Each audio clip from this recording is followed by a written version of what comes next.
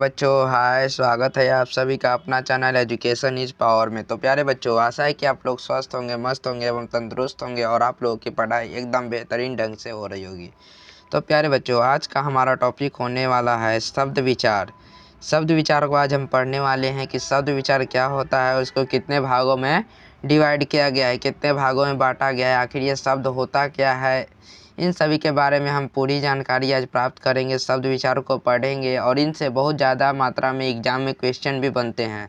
तो इस वीडियो को स्किप मत कीजिएगा, अंत तक इस वीडियो को ज़रूर देखिएगा, ठीक है प्यारे बच्चों। तो आइए हम लोग अपना टॉपिक आज का शुरू करते हैं।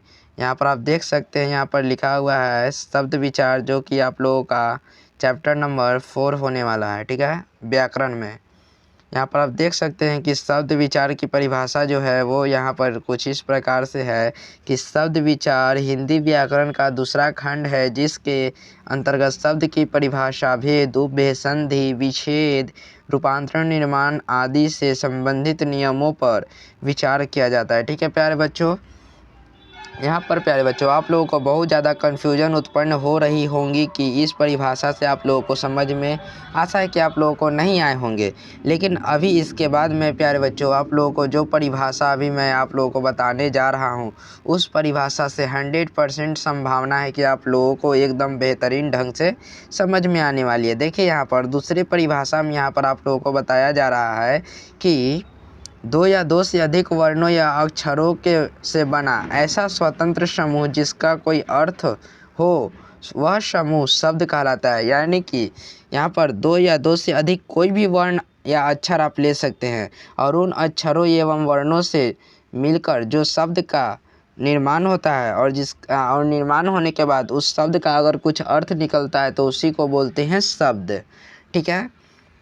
या फिर हम बोलते हैं सिंपल वे में, यदि हम बोले तो वर्णों के क्रमबद्ध समूह को क्या बोलते हैं, तो शब्द बोलते हैं, ठीक है। यहाँ पर आप देख सकते हैं कि इसका कुछ एग्जाम्पल इस प्रकार है: लड़का, लड़की, कोयला, पटना आदि। ये प्यारे बच्चों यहाँ पर आप देख सकते हैं कि ये लड़का जो है वो लड़का कहने से लड़का एक शब्द हो गया और इस शब्द का कुछ न कुछ अर्थ हो गया, लड़का के बारे में ही बोध हो रहा है। लड़की, तो यह भी एक शब्द ऐसा है जिसका एक अर्थ निकल रहा है। लड़की है, जो कि लड़की जो है वो एक प्रकार का शब्द ही है।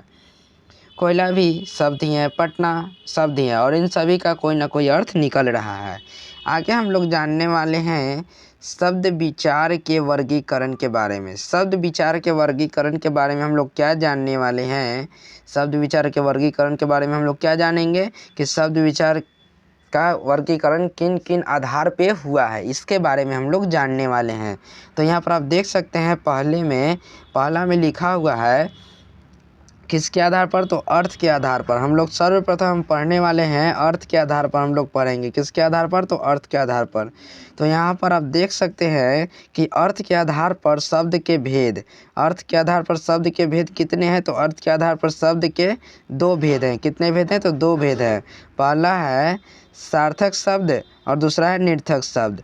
पहले हम सार्थक शब्द के डेफिनेशन जानेंगे और उनके एग्जाम्पल जानेंगे और दूसरे में हम जानेंगे निर्थक शब्द के बारे में कि ये निर्थक शब्द क्या होता है, ठीक है। तो हम आगे बढ़ते हैं प्यारे बच्चों। यहाँ पर आप लोग एकदम कंसंट्रेट होकर ध्यान रखिएगा।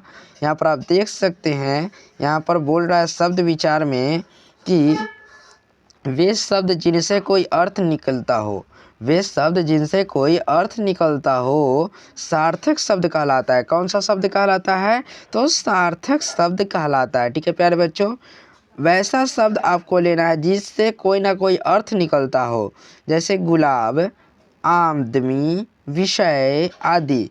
ये सब ऐसे शब्द हैं जिनसे कोई ना कोई अर्थ निकल रहा है, इसीलिए ये क्या हुए, तो निर्थक सार्थक शब्द कहलाए। सॉरी प्यारे बच्चों, सार्थक शब्द, ठीक है। और निर्थक शब्द की बात करें तो आप लोगों को थोड़ी थोड़ी समझ में आ रही होगी कि सार्थक शब्द में वैसे शब्द को कह रहे थे जिसका अर्थ निकल रहा है, तो निर्थक में 100% ऐसी संभावना होनी चाहिए कि इसमें कोई अर्थ ना निकले। तो यहाँ पर आप देख सकते हैं निर्थक शब्द में क्या बोल रहा है, क्या बोल रहा है निर्थक शब्द में कि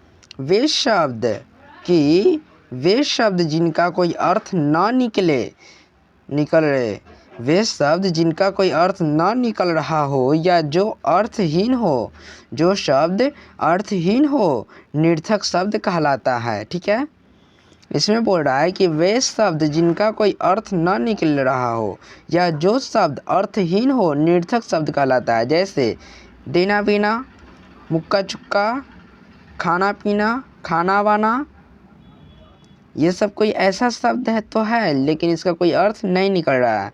यहाँ पर आप देख सकते हैं देना बिना कोई अर्थ है, देना तो अर्थ है, देना तो सही है, वेना क्या होता है? मुक्का दुक्का, मुक्का तो ठीक है लेकिन ये दुक्का क्या होता है? खाना वाना, तो खाना तो ठीक है प्यारे बच्चों, लेकिन वाना क्या होता है? पानी वानी, तो पानी तो ठीक है हम पानी कह रहे हैं लेकिन वाणी क्या होता है?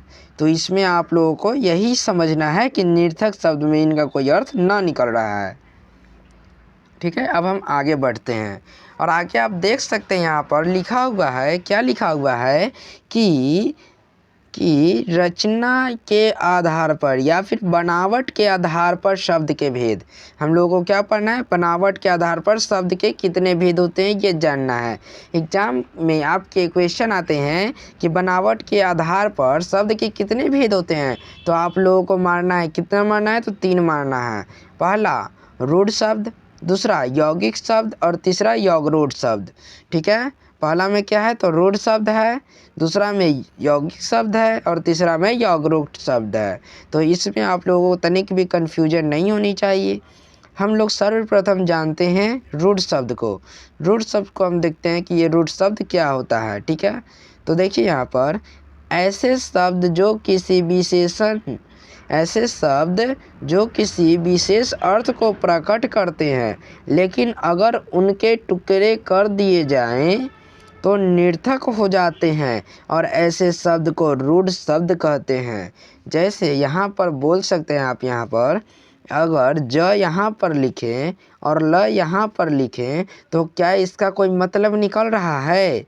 यदि हम लोग क यहाँ पर लिखें और ल यहाँ पर लिखें तो इसका कोई मतलब निकल रहा है? नहीं निकल रहा है। लेकिन जब इसको एक साथ लिखते हैं क और ल कल, तो यहाँ पर मतलब निकल रहा है। यदि हम लिखते हैं ज और ल जल तो यहाँ पर मतलब निकल रहा है, तो उसी को बोलते हैं रूढ़ शब्द। ठीक है प्यारे बच्चों, यहाँ पर आप लोगों के लिए यहाँ पर एग्जाम्पल भी दिया हुआ है, जल, कल, जब आदि। ठीक है, तो हम लोग आगे बढ़ते हैं। यहाँ पर आप देख सकते हैं यौगिक शब्द। यौगिक शब्द क्या होता है? आइए हम लोग जानते हैं यौगिक शब्द क्या होता है। तो ऐसा शब्द जो किन्हीं दो सार्थक शब्दों के मेल से बनते हैं। ऐसा शब्द जो किन्हीं दो सार्थक शब्दों के मेल से बनते हो वे यौगिक शब्द कहलाते हैं। इन शब्दों के खंड भी सार्थक होते हैं। जैसे यहाँ पर आप देख सकते हैं स्व जोड़ देश, तो ये दोनों शब्द जो है वो सार्थक शब्द हैं और इनसे जो अर्थ निकल रहा है स्वदेश, यहाँ पर आप देख सकते हैं ये क्या हुआ? तो यौगिक शब्द हुआ। ठीक है, ठीक उसी प्रकार देव जोड़ आलय तो देवालय, कुजोर पुत्र तो कुपुत्र। ठीक है, यहाँ पर आप देख सकते हैं बहुत ही इजी सा डेफिनेशन है। इनको समझना ना प्यारे बच्चों एकदम यूँ चुटकी का काम है। ठीक है, एकदम चुटकी का काम है। ठीक है ना, तो यहाँ पर आप देख सकते हैं सबसे पहले यौगरूढ़ शब्द, सबसे लास्ट में है यौगरूढ़ शब्द। तो आप लोगों को संकोच में आ जाइएगा कि ये यौगरूढ़ शब्द क्या होता है। तो आइए हम लोग जानते हैं यौगरूढ़ शब्द क्या होता है। इसमें सोचने की बात है, ऐसा शब्द जो किन्हीं दो शब्दों के योग से बनने हो एवं बनने पर किसी विशेष अर्थ का बोध कराते हो वे यौगरूढ़ शब्द कहलाते हैं। क्या कहलाते हैं? तो यौगरूढ़ शब्द कहलाते हैं। बोल रहा है कि ऐसे शब्द जो किन्हीं दो शब्दों के योग से बने हो, ऐसा शब्द जो किन्हीं दो शब्दों के योग से बने हो एवं बनने पर किसी विशेष अर्थ का बोध कराते हो तो वे यौगरूढ़ शब्द कहलाते हैं। और इसका एग्जाम्पल आप कुछ इस प्रकार देख सकते हैं, दशानंद, लंबोदर, गजानन। तो यहाँ पर आप देख सकते हैं 10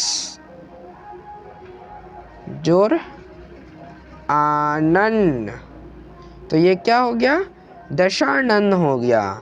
अगर यहाँ पर हम लिख दे लंब और जोर उदर, तो लंब का मतलब तो आप लोग जानते हो कि लंब मतलब लंबा, इतना लंबा उतना लंबा उतना लंबा, और उदर का मतलब क्या होता है, तो पेट होता है, तो लंब उदर। लेकिन यहाँ पर जब यहाँ पर आ गया लंबोदर, तो आप लोगों को पता चल गया कि सर जी तो गणेश जी की बात कर रहे हैं। ठीक है, लंबोदर का मतलब क्या होता है, गणेश जी, और दशानन मतलब क्या होता है, 10 मुख वाला रावण। ठीक है, तो इसमें कंफ्यूज मत होइएगा।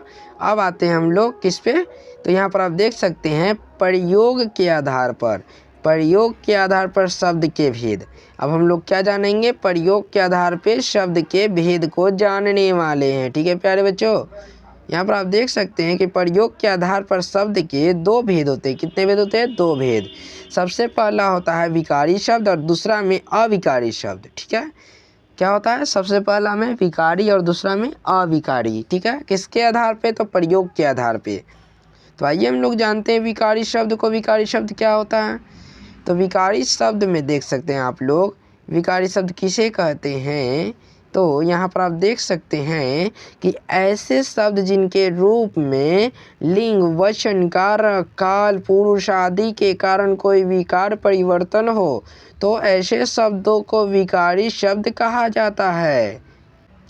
क्या कहा जाता है, तो विकारी शब्द कहा जाता है। हमने बताया कि ऐसे शब्द जिनके रूप में लिंग, वचन, कारक, काल, पुरुष आदि के कारण कोई विकार परिवर्तन हो, तो ऐसे शब्दों को विकारी शब्द कहा जाता है। जैसे आप लोग यहाँ पर समझ सकते हैं कि लड़का, लड़के, लड़कों, ये क्या है, तो यह एक संज्ञा है। क्या है, तो संज्ञा है। यहाँ पर आप देख सकते हैं मैं, मैंने, मुझे, मुझसे, तो ये जो शब्द हुआ ये सर्वनाम हुआ। क्या हुआ, सर्वनाम। तो इसमें कंफ्यूज नहीं होने को। यहाँ पर आप देख सकते हैं नया, नई और नए, तो ये कहने का मतलब है विशेषण, ये विशेषण का शब्द हुआ। ठीक है, आए, आओ, तो ये जो है वो क्रिया का शब्द हुआ। किसका शब्द हुआ, तो क्रिया का। ठीक है, तो यहाँ पर आप लोगों को कोई भी समझ में नहीं आए तो आप लोग कमेंट ज़रूर कीजिएगा। ठीक है, कमेंट करने में तनिक भी संकोच मत कीजिएगा। यहाँ पर आप देख सकते हैं 2 नंबर में अविकारी शब्द। तो आइए हम लोग जानते हैं अविकारी शब्द क्या होता है। तो ऐसे शब्द जिन पर लिंग, वचन एवं कारक आदि से कोई फर्क नहीं पड़ता, एवं जो अपरिवर्तित रहते हैं, ऐसे शब्द अविकारी शब्द कहलाते हैं। एक बार और मैं बोलता हूँ, आप लोग ध्यान से समझिएगा कि ऐसे शब्द जिन पर लिंग, वचन एवं कारक आदि से कोई फर्क नहीं पड़ता एवं जो अपरिवर्तित रहते हैं, ऐसे शब्द अविकारी शब्द कहलाते हैं। ठीक है, जैसे यहाँ पर देख सकते हैं तथा, धीरे, किंतु, परंतु, तेल, तेज, सॉरी प्यारे बच्चों, तेल नहीं तेज होना चाहिए, यहाँ पर तेज ही है। ठीक है, अधिक आदि, तो ये सब जो हैं वो अविकारी शब्द हैं। ठीक है, यहाँ पर आप देख सकते हैं, यहाँ पर लिखा हुआ है कुछ, यहाँ पर देखिए कि जैसा कि हम जानते हैं, किंतु जैसे शब्द लिंग, वचन, कारक आदि बदलने पर भी अपरिवर्तित रहेंगे, अतः ये उदाहरण अविकारी शब्दों के अंतर्गत आएंगे। ठीक है, तो इसको आप लोग बहुत ही गौरपूर्वक, ध्यानपूर्वक समझिएगा। यहाँ पर आप देखिए, यहाँ पर आप लोगों को बताया जा रहा है, क्या बताया जा रहा है कि उत्पत्ति के आधार पर शब्द के भेद। तो यहाँ पर उत्पत्ति के आधार पर कितने शब्द होते हैं, तो उत्पत्ति के आधार पर मेनली 4 भेद होते हैं। कितने भेद होते हैं, यदि आपके एग्जाम में पूछ दिया जाए कि उत्पत्ति के आधार पर कितने भेद होते हैं, तो 4 भेद होते हैं।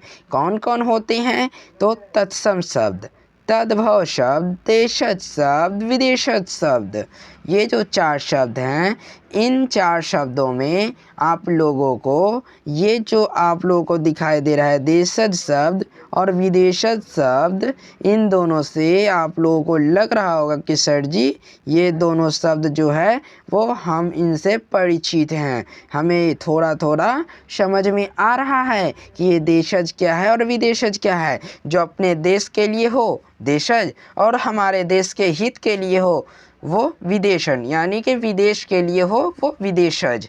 तो इसको भी हम जानेंगे, लेकिन उससे पहले हम लोग तत्सम और तद्भव को जानने वाले हैं कि ये दोनों क्या हैं, और उनके बाद इन दोनों को भी हम लोग अच्छी तरीके से समझ लेंगे। ठीक है, तो यहाँ पर आप देख सकते हैं, सबसे पहले मैं बताने वाला हूँ तत्सम शब्द के बारे में। तत्सम शब्द में हम बताएंगे आप लोगों को कि तत् का मतलब क्या होता है, तो उसके, तत् का मतलब क्या होता है उसके, और सम का मतलब होता है समान, यानी कि उसके समान, यानी ऐसे शब्द जिनकी उत्पत्ति संस्कृत भाषा में हुई और वे किन्हीं भाषाओं में बिना किसी परिवर्तन के प्रयोग में आने लगे, ऐसे शब्द तत्सम शब्द कहलाते हैं।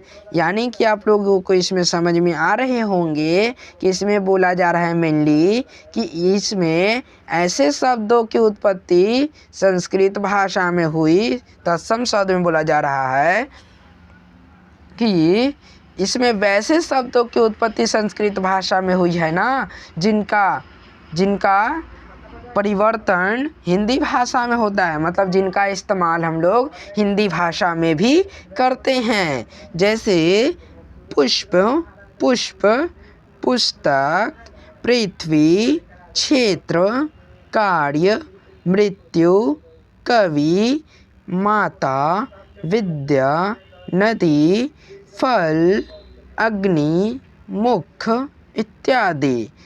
ठीक है प्यारे बच्चों, तो इसमें कोई भी प्रॉब्लम्स नहीं होने वाले हैं, बहुत ही इजी सा डेफिनेशंस थे। ठीक है, तो यहाँ पर आप देख सकते हैं कि तद्भव शब्द क्या होता है। तो आइए हम लोग जानते हैं तद्भव शब्द के बारे में, ये क्या होता है। तो ऐसे शब्द जिनकी उत्पत्ति संस्कृत भाषा से हुई थी, लेकिन वो रूप बदल कर किन्हीं हिंदी में आ गए हो, ऐसे शब्द तद्भव शब्द कहलाते हैं। इसमें बोला जा रहा है कि ऐसे शब्द जिनकी उत्पत्ति संस्कृत भाषा में हुई थी, लेकिन वो रूप बदलकर हिंदी भाषा में आ गए हों, तो ऐसे शब्द क्या कहलाते हैं, तो तद्भव शब्द कहलाते हैं। क्या कहलाते हैं, तद्भव शब्द कहलाते हैं। और ये तद्भव शब्द में आप लोग देख सकते हैं कि दुगध, दुगध का इस्तेमाल हम लोग संस्कृत भाषा में इसका इस्तेमाल तो हो रहा था, लेकिन यहाँ पर आप देख सकते हैं कि इसका अर्थ हिंदी में भी निकल रहा है, मतलब इसका इस्तेमाल दूध में, मतलब इसमें बोल रहा है क्या कि वैसे शब्द जिनकी उत्पत्ति संस्कृत भाषा में हुई थी, लेकिन वो रूप बदलकर हिंदी में भी इस्तेमाल होता है। इसका दुगध का इस्तेमाल, दुगध का उत्पत्ति संस्कृत भाषा में तो हुआ, लेकिन इसने रूप बदलकर हिंदी में आ गया, दूध के रूप में जानने लगा, दूध के नाम से जाना जाता है अब। अग्नि, जो कि संस्कृत भाषा का ही शब्द है, लेकिन इसने नागिन की तरह, इच्छाधारी नागिन की तरह इसने रूप बदला और हिंदी में आकर ये आग नाम से जाना जाता है। ये कार्य, जिसका जो संस्कृत का एक शब्द है, लेकिन इसने भी नागिन की तरह रूप बदल लिया और इसको हिंदी में हम लोग काम के नाम से जानते हैं। क्या से, काम से। कर्पूर, कर्पूर, कर्पूर का संस्कृत में इसका कर्पूर कहा जाता है, जबकि इसको हिंदी में इसने रूप बदला तो इसको कपूर बोला जाता है। ठीक उसी प्रकार यहाँ पर देखिए, ये हस्त है, हस्त जो है वो संस्कृत का शब्द है, लेकिन इस शब्द ने क्या किया, रूप बदल लिया और हिंदी में इसने हाथ के नाम से जाना जाता है। दधी, दधी जो है वो एक संस्कृत का शब्द है, लेकिन इसने भी अपना रूप चेंज किया और चेंज करने के बाद इसने हिंदी में दही कहलवाया, अपने आप को दही कहलवाया, ठीक है, इत्यादि। तो इतना में आप लोगों को कहीं भी प्रॉब्लम्स तो नहीं होनी चाहिए, लेकिन एनीवेज आप लोगों को यदि प्रॉब्लम्स हो तो आप बेझिझक कमेंट कर सकते हैं, ठीक है, हम उसको ज़रूर सॉल्यूशन करेंगे, ठीक है, उसका निवारण ज़रूर किया जाएगा। आपके प्रॉब्लम्स का निवारण करने के लिए हम सदैव तत्पर हैं, ठीक है। तो यहाँ पर देख सकते हैं प्यारे बच्चों, देशज शब्द, देशज और विदेशज शब्द से आप थोड़ा बहुत तो परिचित हैं, लेकिन हम आपको पूरी तरह से आपको देशज और विदेशज शब्द से परिचित करवाएंगे। तो आप लोग इस वीडियो में अंत तक बने रहिएगा, इस वीडियो को स्किप तो मत ही कीजिएगा। स्किप करना एकदम अपने पैर पे कुल्हाड़ी मारने के बराबर होता है, ठीक है प्यारे बच्चों। तो इस वीडियो को स्किप मत कीजिएगा, ठीक है। और प्यारे बच्चों, इस वीडियो को लाइक कीजिएगा, सब्सक्राइब कीजिएगा और अपने दोस्तों के साथ इस वीडियो को शेयर तो ज़रूर ही कीजिएगा, ताकि वो आपके साथ साथ वो भी इस वीडियो का आनंद ले सके, इतने बेहतरीन कंटेंट के साथ वो भी पढ़ाई कर सके नोट्स के PDF फॉर्म में, ठीक है। और वे इस वीडियो से अपना नोट्स भी बना सकते हैं। और यदि उन्हें नोट्स बनाने की प्रॉब्लम्स हो, यदि आप लोगों को नोट्स बनाने में प्रॉब्लम हो, तो आप लोग कमेंट में अपना नंबर ज़रूर दे दीजिएगा, हम आपको नोट्स का PDF भेज दिया करेंगे, ठीक है। किसी भी तरह का किसी भी चीज़ का नोट्स चाहिए तो बेझिझक आप कमेंट कर सकते हैं, आपको नोट्स मिल जाएगी, ठीक है। तो यहाँ पर आप देख सकते हैं देशज शब्द क्या होता है। ये देशज शब्द क्या होता है इसके बारे में हम लोग जानते हैं, ठीक है। तो यहाँ पर आप देख सकते हैं देशज शब्द में कि ऐसे शब्द जो भारत के विभिन्न स्थानीय बोलियों में से हिंदी में आ गए हैं, तो वे शब्द देशज शब्द कहलाते हैं। इसमें बोला जा रहा है कि ऐसे शब्द जो भारत के विभिन्न स्थानीय बोलियों में से हिंदी में आ गए हैं, तो वे शब्द देशज शब्द कहलाते हैं। जैसे ये देशज शब्द का मतलब क्या होता है कि भारत के विभिन्न जगहों के शब्द जो है वो हिंदी में आ गए हैं, हिंदी में इस्तेमाल हो रहे हैं, तो उन्हीं शब्द को हम कहेंगे देशज शब्द। और इनके कुछ यहाँ पर एग्जाम्पल्स वगैरह हैं, तो इनको हम जान लेते हैं। पेट, दिव्या, लोटा। लोटा जो है एक प्रकार का मगही शब्द है, जो कि किसी और स्थान का है, मतलब मगही का है, लेकिन हम लोग हिंदी में इसको लोटा के नाम से ही जानते हैं। पगड़ी, थैला, इडली, डोसा, समोसा, चमचम, गुलाब जामुन, लड्डू, खटखटाना। कहते हैं ना कि अरे भाई ये डोर क्यों खटखटा रही हो, बेवजह के डोर ना खटखटाया करो। चिड़चिड़ी, खिचड़ी। आप लोग तो जानते ही होंगे मिडिल स्कूल में हमेशा शनिवार को खिचड़ी ही मिलती है बच्चों को खाने के लिए, या आप लोगों के घर पे भी शनिवार को खिचड़ी बनती होगी, जो कि एक मगही शब्द है। और मगही क्या, ये लोकल शब्द भी इसको हम जान सकते हैं कि ये लोकल शब्द भी है, और इत्यादि, ठीक है प्यारे बच्चों। तो यहाँ तक में आपको कहीं भी प्रॉब्लम्स हो तो आप बेझिझक पूछिएगा, हम उसको ज़रूर बताएंगे, ठीक है। तो हम लोग यहाँ पर आगे बढ़ते हैं। विदेशज शब्द। विदेशज में आप लोगों को यह पता चल रहा होगा कि विदेशज का मतलब विदेश की चीज़ है, ठीक है। तो हम लोग जानते हैं इसको बढ़िया से, एकदम बेहतरीन ढंग से। तो यहाँ पर देख सकते हैं कि ऐसे शब्द जो भारत से बाहर की भाषाओं से है, लेकिन ज्यों का त्यों हिंदी में प्रयुक्त हो गए हो, तो वे शब्द विदेशज शब्द कहलाते हैं। इसमें हमें इस डेफिनेशन से यह अर्थ पता चलता है कि इसमें वैसे शब्द आते हैं जो भारत से बाहर यानी कि विदेश के शब्द हो, लेकिन ज्यों का त्यों यहाँ पर हिंदी में ही प्रयुक्त हो जा रहे हैं। जैसे यहाँ पर जब देख सकते हैं कि मुख्यतः में यहाँ पर आपको बताया गया है कि यह विदेशी जातियों से हमारे बढ़ते मिलन से हुआ है। जब हम विदेशी जातियों से मिले, तो उन्हीं के मिलने से हम लोगों को यह पता चला है कि ये विदेशी शब्द उर्दू, अरबी, फारसी, अंग्रेजी, पुर्तगाली, तुर्की, फ्रांसीसी, ग्रीक आदि भाषाओं में आ गए हैं। हमें पहले तो नहीं पता था, जब हम लोगों ने विदेशी जातियों से संपर्क किया, उनसे बात मुलाकातें की, मिले, तो हमें पता चला। ठीक है, तो हम लोग आगे बढ़ जाते हैं अब, और हम लोग इन सभी को जानते हैं कि विदेशज शब्दों के उदाहरण निम्नलिखित में से निम्न हैं। ठीक है, यहाँ पर हम लोग क्या जानेंगे विदेशज शब्दों के बारे में। अंग्रेजी में हम लोग क्या क्या जानते हैं, इसके बारे में हम लोग जानने वाले हैं। अंग्रेजी में कॉलेज को हिंदी में भी कॉलेज ही बोला जाता है और इंग्लिश में भी कॉलेज बोला जाता है। ठीक है, पेंसिल को भी हिंदी में वही और इंग्लिश में भी वही बोला जाता है। रेडियो इंग्लिश में रेडियो बोला जाता है, और अब हम लोग भी हिंदी में भी इसको रेडियो ही बोलते हैं। ऐसा तो नहीं ना है कि हम लोग दूरदर्शन बोलते हैं। ठीक है, television, doctor, letter box, pen card, ticket, machine, cigarette, cycle इत्यादि। अब यहाँ पर देख सकते हैं कि ये जो अंग्रेजी का शब्द जो है वो साइकिल, क्या आप हिंदी में कुछ और बोल सकते हैं? दो पहिए वाले वाहन आप नहीं बोल सकते हैं, क्योंकि साइकिल को हिंदी में भी वही और इंग्लिश में भी वही बोला जाता है। तो हम लोग जानते हैं फारसी के कुछ शब्द के बारे में। फारसी में अनार को अनार ही बोला जाता है और हिंदी में भी इसको अनार ही बोला जाता है।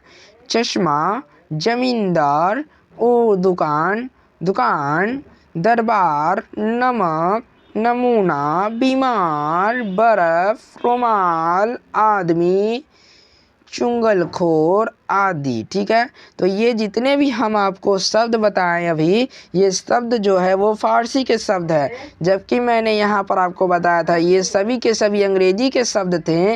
लेकिन अभी जो मैंने यहाँ पर बताया ये सभी के सभी क्या हैं, तो फारसी के शब्द है। अगर पूछ दिया जाए कि जमींदार कहाँ का शब्द है, किस देश का शब्द है, तो फारसी का है। अगर चुंगलखोर पूछ दिया जाता है आपके ऑब्जेक्टिव में कि चुंगलखोर शब्द किस देश का शब्द है या किस भाषा का है, तो फारसी भाषा का है। ठीक है,